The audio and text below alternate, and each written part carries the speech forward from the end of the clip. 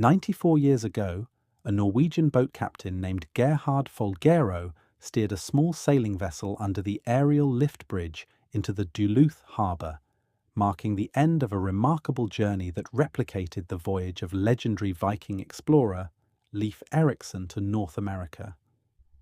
Folgero built a 42-foot-long wooden ship with a carved dragon's head on the bow, shields lining the sides, and a square white and red striped sail. He recruited a crew of 3 men. Accompanied by 2 dogs, they made it all the way to the eastern US, with no radio, no motor, all by sail. They successfully navigated the North Atlantic, dodging icebergs off the coast of Greenland, before sailing through the Great Lakes to Minnesota. It was a tremendous feat of sailing and a big deal at the time, said Neil Atkins, who has spearheaded the effort to put the ship on proper display. 4 guys from Norway did something that no one else had in modern times. The voyage drew international attention and attracted more than 1 million curious onlookers to ports en route, according to Atkins.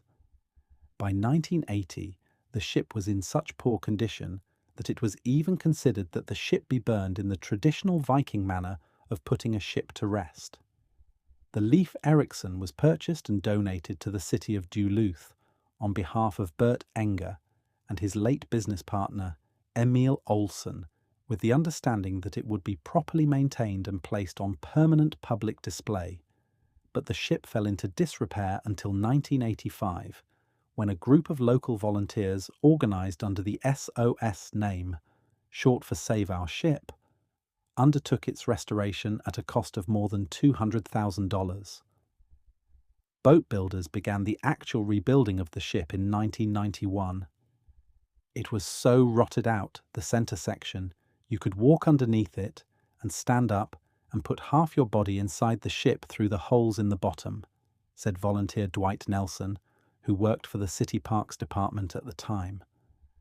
With the restoration nearly complete, the ship was returned to display at the eastern end of Leif Erikson Park in Duluth in 2001. However, due to continued vandalism and deterioration, the ship was removed once again in 2013, transported by cranes and flatbed trailers. Nearly a century later, that ship is still in Duluth, and after more than 30 years of fundraising and painstaking restoration, it now has new owners and possibly soon a new home.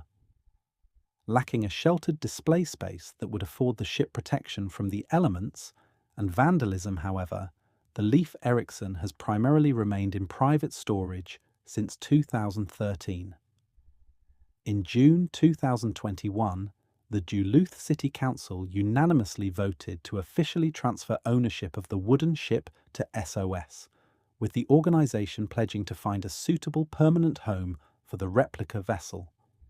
In November 2021, the replica ship was taken out of storage and transported to Knife River, where it was placed on display for the community's annual Julbian Scandinavian Christmas Festival.